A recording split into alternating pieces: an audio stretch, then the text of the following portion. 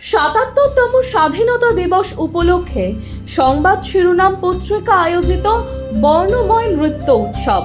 স্থান কোন্নগর রবীন্দ্র ভবন। তারিখ 17 আগস্ট 2024। সময় বিকেল 3টে। নাম নথিভুক্ত করা হচ্ছে। একক, দ্বৈত, দলগত উপস্থাপনার জন্য আগ্রহী নৃত্যশিল্পীরা যোগাযোগ করুন 87026797 অথবা 9007322922 এই নাম্বারে।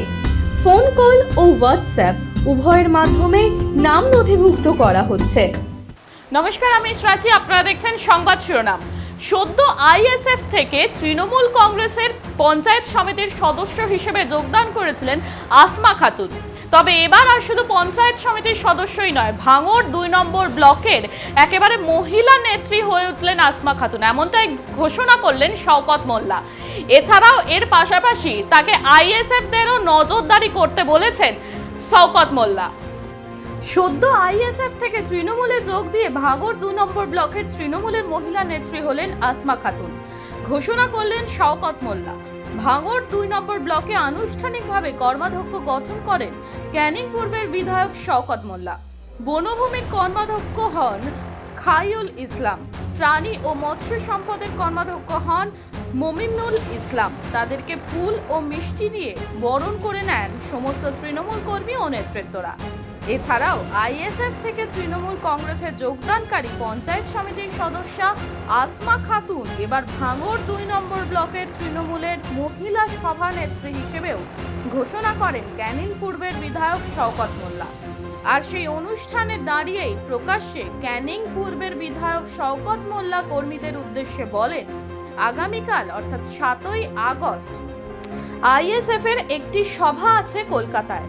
কারা কারা যাচ্ছে এবং কোথা দিয়ে যাচ্ছে আমাদের একটু নজর রাখা উচিত, কারণ আমাদের ভিতরে বেশ কিছু গদ্দার আছে যারা আইএসএফ কে মদত দিচ্ছে, তাই তাদের ওপর কড়া নজরদারি রাখার কথা বলেন ক্যানিং পূর্বের বিধায়ক শওকত মোল্লা।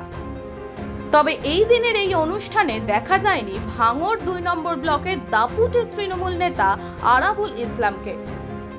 দক্ষিণ 24 পরগনা থেকে গোপাল সিলের রিপোর্ট, সংবাদ শিরোনাম। দেখুন, আজকে দুটো কর্মাধ্যক্ষ আমরা পেন্ডিং রেখেছিলাম, একটা পূর্ত স্থায়ী সমিতি আর একটা ভূমি স্থায়ী সমিতি।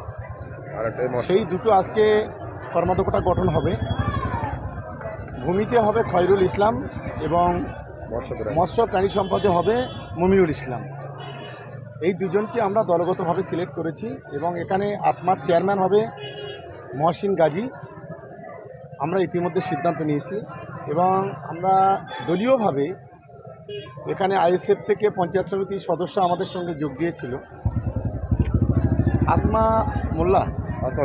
আসমা বিবিকে আমরা আমাদের ভাঙড় 2 নম্বর ব্লকের মহিলা সভানেত্রী হিসেবে আজকে আমরা সিদ্ধান্ত নিয়েছি। চেক তুলে দিলেন আপনাদের যে তৃণমূল কর্মী খুন হয়েছিল পঞ্চায়েত নির্বাচনে, 2023 সালের পঞ্চায়েত নির্বাচনে আইএসএফ আশ্রিত সমাজবিরোধীদের হাতে আমাদের দলীয় সিনিয়র লিডার নামটা মুসলিম ভাই তিনি খুন হয়েছিলেন। 15 দিন মৃত্যুর সঙ্গে পাঞ্জালোরে হসপিটালে মারা গেছিলেন।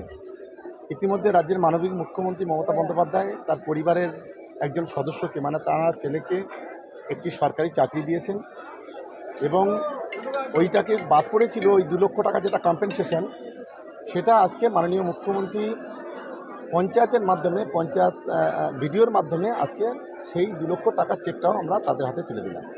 শারদীয়ার অন্যতম আকর্ষণ সংবাদ শিরোনাম প্রকাশিত শারদ সংখ্যা 2024।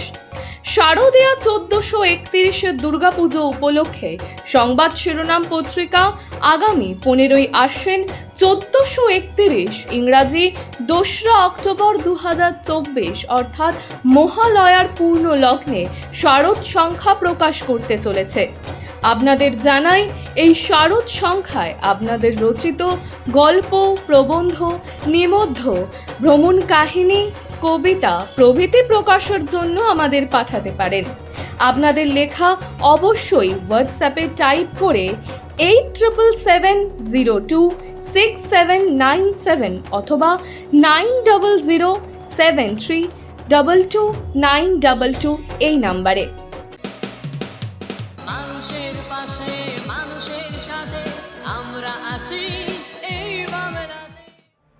আপনারা দেখছেন সংবাদ শিরোনাম। দেখলেন তো অনেক কিছু, এবার দেখুন নতুন কিছু।